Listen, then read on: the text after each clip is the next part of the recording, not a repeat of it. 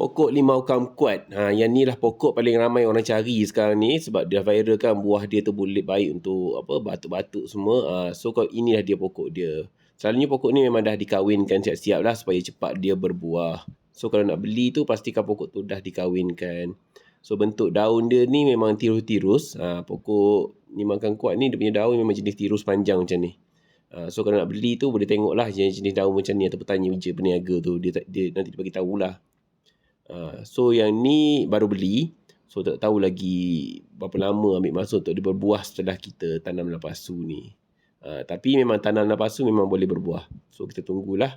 Nanti bila dah berbuah kita akan update balik.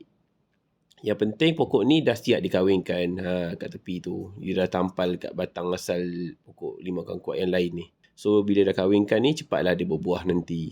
Pokok ni pun nak jaga pun lebih kurang macam pokok-pokok lain jugalah. Pokok-pokok limau lain.